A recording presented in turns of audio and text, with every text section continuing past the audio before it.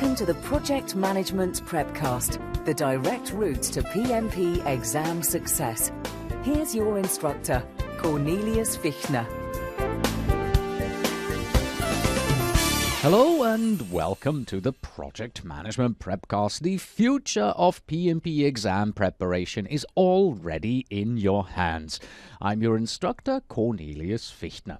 Today's lesson is an overview of the Project Integration Management knowledge area. We look at why we have it, what we do, and the concepts that you must know for your PMP exam. In this lesson, we will concentrate on the integrative nature of project management, look at the processes of project integration management, delve a little bit into the project charter, and we also discuss integrated change control. Let's start out with a definition. Project integration management includes the processes and activities to identify, define, combine, unify and coordinate the various processes and project management activities within the project management process groups. What does this mean? Let's take a look at the PMBOK guide. In the guide, you will find over 45 processes that tell you how to execute various aspects on your project. For instance, how to create a risk management plan, how to control the schedule. The processes sometimes seem, all over the place and unconnected. Yet somehow you as the project manager will have to bring them all together. You have to be the conductor who stands in front of the orchestra of all these processes and tells them to play. This is what integration management will help you do. Understanding integration management is not difficult. The processes are easily understood and brought into relation with the rest of the PMBOK guide and your project. It is much more difficult to actually execute them during a project. And here are the 6 processes of project integration management. It all begins with develop project charter, which is the process of developing a document that formally authorizes the existence of a project and provides the project manager with the authority to apply organizational resources to project activities. Then we move on to develop project management plan. That's the process of defining, preparing, and coordinating all these subsidiary plans and integrating them into a comprehensive project management plan. And the third process is direct and manage project work. This is where we actually do what we say in the plan we are going to do. It's the process of leading and performing the work defined in the project management plan and implementing approved changes to achieve the project's objective. Next, we have monitor and control project work, which is the process of tracking, reviewing and reporting the progress to meet the performance objectives defined in the project management plan. But we also want to perform integrated change control, which is the process of reviewing all change requests, approving changes, and managing changes to deliverables, organizational process assets, project documents, and the project management plan, and then communicating their disposition. And of course, finally, at the end of the project, we want to close project or phase. This is the process of finalizing all activities across all of the project management process groups to formally complete a project or phase. Project integration management is the only knowledge area in the PMBOK guide that has a process in every single process group. As you can see here, develop project charter. This is in the initiating process group. Develop project management plan. Well, the plan in the word is the dead giveaway there. This is in the planning process group. Direct and manage project work, that is the executing process group. Monitor and control project work, as well as perform integrated change control, they are both in the monitoring and controlling process group. And of course, close project or phase, that's in the closing process group. In regards to these project management processes, the project manager and the project management team will have to make decisions on a day-to-day basis in order to execute the project with the goal of delivering what was agreed upon. For instance, there may be competing objectives on the project. Maybe you have an objective about integrating a specific new technology into the result, but on the other hand, you had a slightly aggressive deadline. Here you will have to make the appropriate decisions on how much of this new technology can be integrated into the available schedule. There is no process in the PMBOK guide that tells you how to do this. You will find that the mechanics of project management are explained in the various processes, but the art of project management and how you get from your first day to your last day in order to achieve your goal, the art of that isn't. And while we're talking about the processes, for the exam, it's important to realize that you must perform all the processes outlined in the PMBOK guide. You cannot simply cut out a process here or there just because it looks like you don't need them on your project. Instead, the idea is that the project management team decides how much and to what depth each process will be used. For example, in many cases it's clear that there is a strong desire that a particular project result will be built in-house without the need for vendors. That doesn't mean that you can simply cut out project procurement management. You should at least do your due diligence and properly go through the planned procurement management process from project procurement management in order to make a proper make or buy decision. Once you have that decision, then you can decide how much or little of the remaining procurement processes are required on the project. There is another important note about the processes, and that is how they interact. If you look at the PMBOK guide, you might get the opinion that project management is a neat and orderly thing, but as soon as you get onto a real project, you'll see that it's not as clear-cut. Processes interact with each other in more ways than shown in the PMBOK guide. In the guide, it looks like this here. It looks like we have a nice jigsaw puzzle, but in real life, each project is like a town, with buildings and roads and buses and people and nightclubs and shops and cinemas, and all of them interact with each other in uncounted and sometimes unpredictable ways, and the PMBOK guide tries to make you aware of this. The third figure in most chapters about the PM processes is the data flow diagram, and it shows all processes and how they interact. But you must understand that not all process interactions and data flow among the processes are shown in that figure. And I think that you can also find a statement about process interactions in every knowledge area chapter. The statement says something like this: the processes may be presented here as unique and separate processes with defined interfaces, like our graphic here on the left-hand side, while in practice they intersect and interact in many more ways, like the town we're showing you here on the right. After all, the PMBOK guide is just a guide. It doesn't claim to contain every last bit of project management know-how. Let's move on and take a look at a few key concepts from project integration management that you'll need to know for the exam. Of course, we look at the details during the individual lessons of the appropriate processes. Right now, we're just going to go from one concept to the next to give you a high-level understanding, beginning with the fact that integration is a central activity in project management. You will have to consolidate and integrate many project management actions that are necessary to deliver the product. For example, you'll have to make decisions as to where you need to apply resources, and you will have to revisit these decisions almost daily.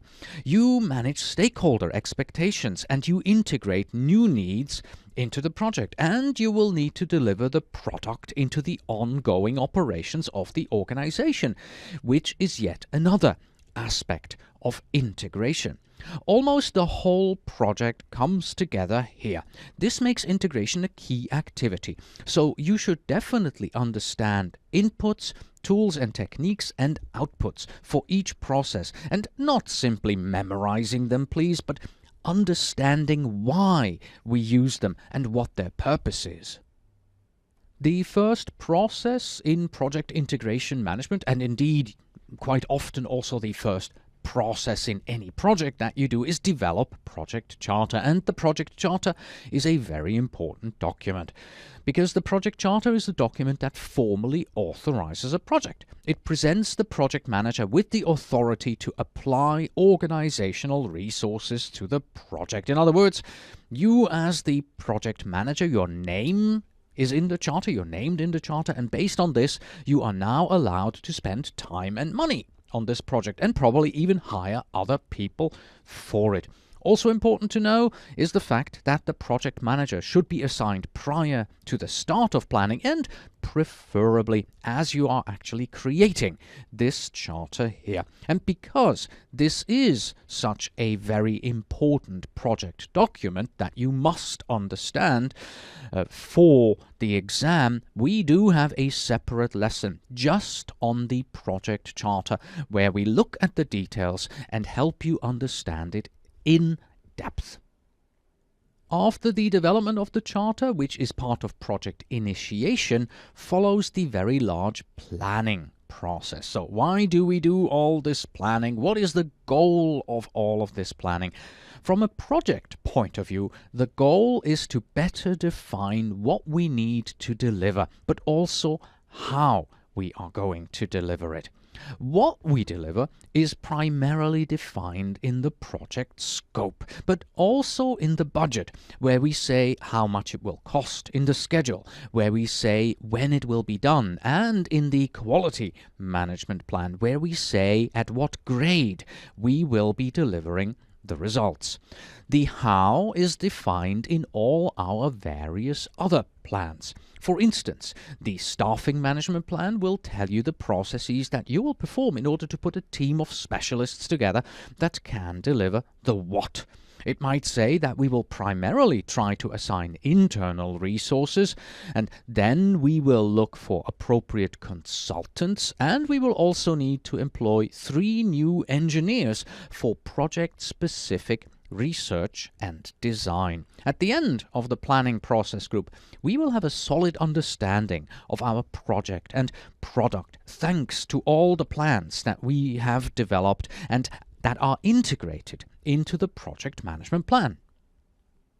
So the what and the how is what we, plan in planning, and the project management plan is the output, or in some processes, an update to the already existing project management plan is the output. We have a separate lesson also for the project management plan because it's also quite an important document for you to understand. So for now, let me just say that the project management plan is not a single document. Instead, it integrates a number of subsidiary plans like the staffing management plan or the quality management plan, as well as other important documents for the project, and it's probably the single most important document on the project, and that of course makes it extremely important for the PMP exam.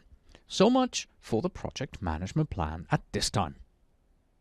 Another important cornerstone of integration are historical files. We also know these as the lessons learned files. The idea is that we integrate the lessons learned from past projects into the activities that we perform on our current project. Historical files, or lessons learned, are part of the organizational process assets. And here are some key points to remember in regards to lessons learned and historical files. And first of all, it's your responsibility as the project manager to hold lessons learned meetings and document project results for the future. And this is why this historical information and your job with it is often a focus on sample questions. That's because historical information is important and helpful input from other project managers regarding successes and failures on the project. It enables you to rely on best practices that have worked in the past. You can rely on this as a reference. Creating this historical information is an important output of the close project or phase process. As a matter of fact, it's the last one listed because it is one of the last things that you should do on the project. After all is said and done, you should document what has been said and what has been done.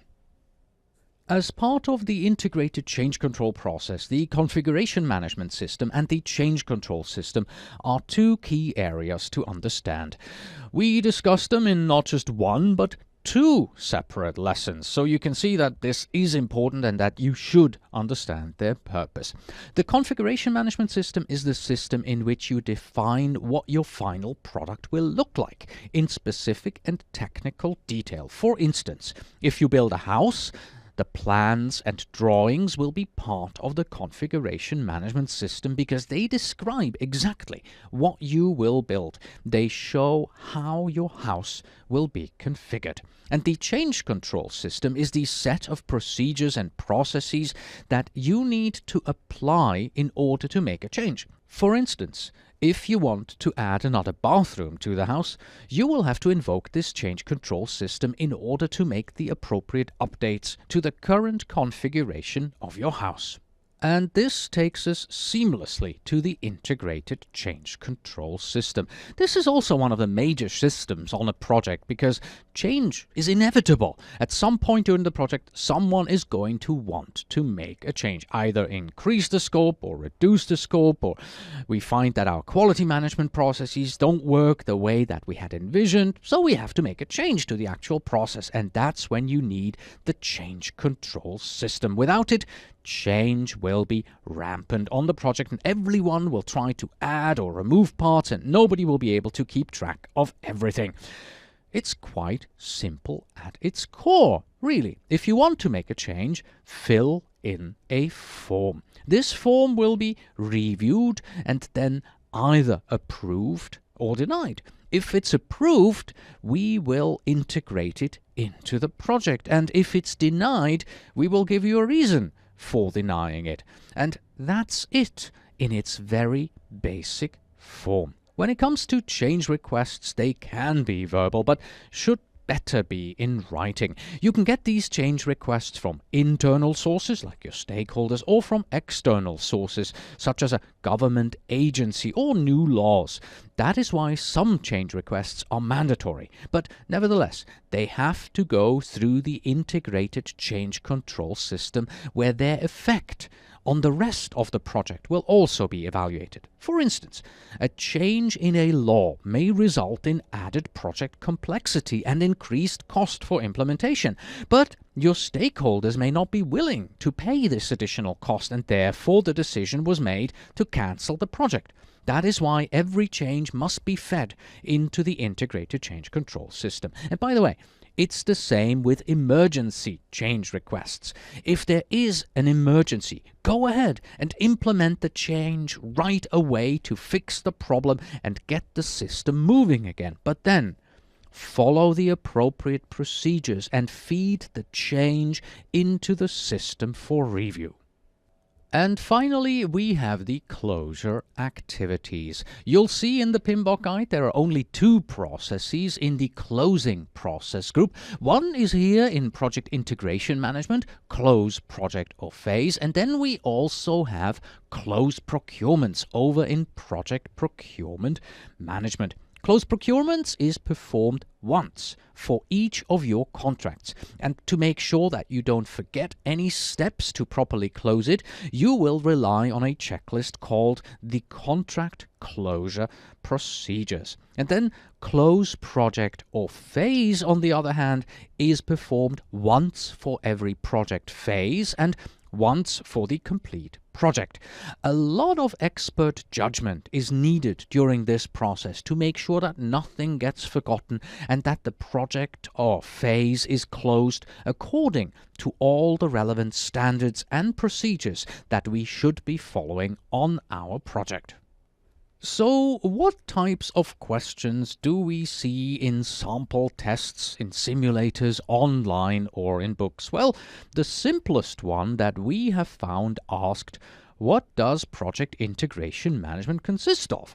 The answers, however, they weren't a list of the processes in the knowledge area, but they offered various concepts to select from. So you really must understand what the goal of the processes is and not just their names.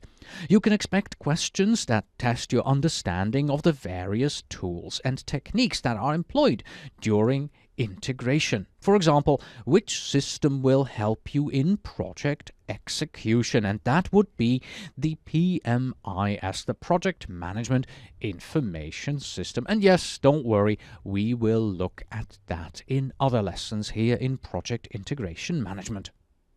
Or you might be asked, which system helps keep the project scope under control? And that would of course be the integrated change control system. And as we have learned just a few slides back, the configuration management system is the place where your project's product is described in detail and updated, changed via the integrated change control system. As a general rule, questions on project integration management, they focus on the integrative nature of the processes, and they also test your understanding that you must follow the appropriate procedures in order to successfully complete the project.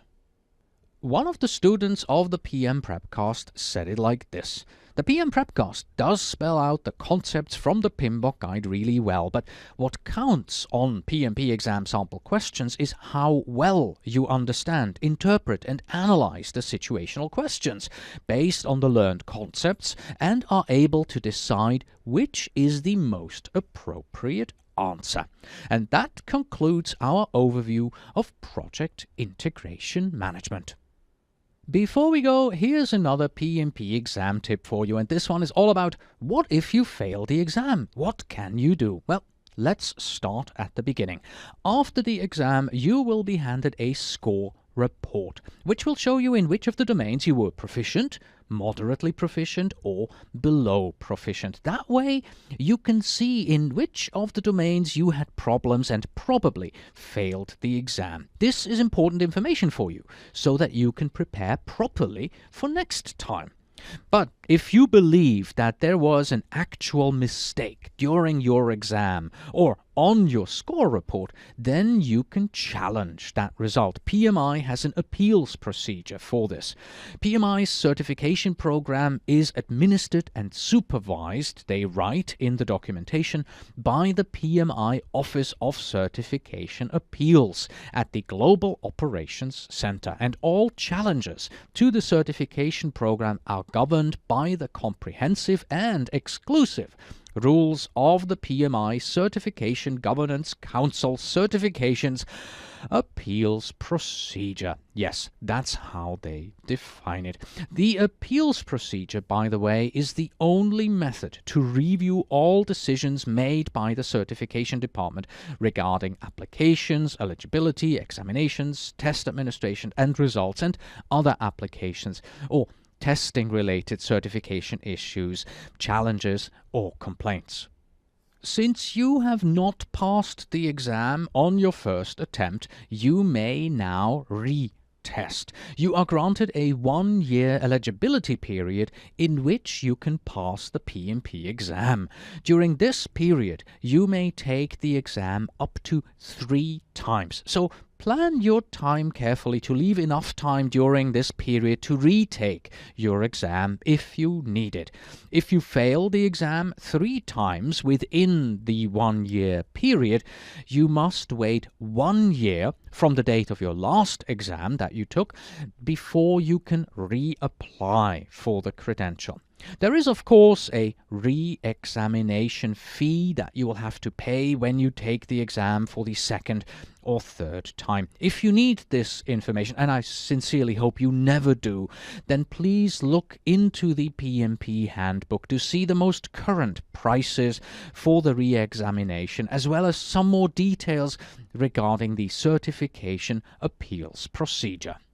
Well, and what is the best way not to fail? Here are some basic recommendations for you. Start by watching all the lessons of the Project Management Prepcast, and great, you're already doing that. Wonderful. Create yourself a sound study plan in which you define how much you will study every day. Follow your own plan, track your progress, and adjust when necessary. Take a lot of sample questions. Begin with the free ones that you find on the internet, but make really sure that they're based on the most current version of the PMBOK guide and for the latest PMP exam specifications. And then also get yourself an online exam simulator to really hunker down and take several complete 4-hour exams. And then you need to get 2 books. First, you need to get the PMBOK guide, and you want to study with it and